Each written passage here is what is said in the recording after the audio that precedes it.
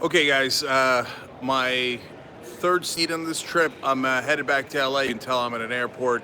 So I'm in New Jersey right now, and I wanted to tell you about the interview that I read about with Donald Trump on Fox News with Brett Baer, talking about Kim Jong Un. There are parts I understand that are funny, and there are parts that I don't even understand. So, first of all, Baer, to his credit, says, you seem to be praising Kim Jong Un a lot, brutal dictator of North Korea. He didn't even call him a brutal dictator, but he did call him a killer. And Trump did the classic line, which he's done with Vladimir Putin before. He's like, well, there are a lot of killers. There's a lot of bad countries out there that do a lot of bad things. Now, look, let me first of all say the understandable part, which is that, look, Trump's trying to do a deal with them, so he can't go around criticizing Kim Jong Un too much. But you could actually explain that. You could just say it that way, right? You don't have to keep praising him. He called Kim Jong Un a very talented person. Based on what? And then he says, he took over for his father at the age of 27, running a country. Not a lot of people can do that. Only 1 in 10,000 can do that. Okay, that makes no sense at all. 1 in 1 can do that. It was handed to him by his dad. He now is the dictator of the country. Literally anyone can do that. I mean, he doesn't even have a choice. He has to do that. That makes no sense at all. If he had taken the country from his dad and liberated it, or made it prosperous, or had done something really positive with it, okay, then maybe 1 in 10,000 can do that. But take it from your dad and run it like a dictator, just like your dad was. Anyone can do that. It doesn't take any talent at all. And he's not just a killer. Look, there's concentration camps in North Korea. It's arguably the worst country on earth. Now, I don't want Trump saying that in the middle of peace negotiations. I get that. But he has no balance, and he has no sense of what he's saying. So he says these over-the-top laudatory things of Kim Jong-un that make no sense.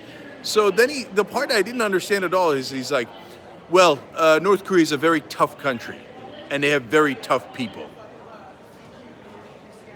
I don't know what that means. Like, if you say it in the context of, hey, that's a tough country to live in, and it's a terrible place to live, well, I get that, right? If you say it in terms of, it's okay, they have a very tough people, what, like they'll take it? I don't know what that means. All I know is Trump has no sense of proportion. Either my button is bigger than yours and I'm going to destroy you and you're nothing, Rocket Man, or he's a very talented guy. You know what? 1 in 10,000. And he says that they relate to each other. Well, that part is very true. So somebody else was handed to everything they have by their dad and is a wannabe dictator who doesn't believe in the rule of law. They do have a lot in common, I'll give them that. Now, America's nowhere near North Korea, and this government is not yet anywhere near the North Korean government, of course, right? But can someone advise Trump? First of all, I don't know if anyone can advise Trump on anything, but can someone advise Trump, bring it down a little bit? You don't want to keep applauding this dictator. What if the peace negotiations don't work out? Then you're going to go back to, he's a terrible guy. Button is very small on this guy. You look like a clown when you vacillate like that. And by the way, I know you're making propaganda films and you want to brag about what a great negotiator you are and how you brought peace to the world. But what did we get out of that deal? Look, I'm glad that he's trying, and it's not a disaster. We promised him not to do war games, which a lot of the war hawks go, oh my God, we have to do war games. And I get the South Korea is concerned about their safety and they want to do it as well. So I don't think he traded away anything that bad either. But in return, we got a vague promise from North Korea. I've seen a lot of vague promises from North Korea. And I get maybe that's what Trump means by Kim Jong-un's a tough negotiator. He tough negotiator, didn't give me anything. I gave him everything. Okay, yeah, but that part might be somewhat true. Okay, Trump, I know that you like the guy and you envy people who can just do whatever they want in their country without anyone to check them. But bring it down on the man love for Kim Jong-un.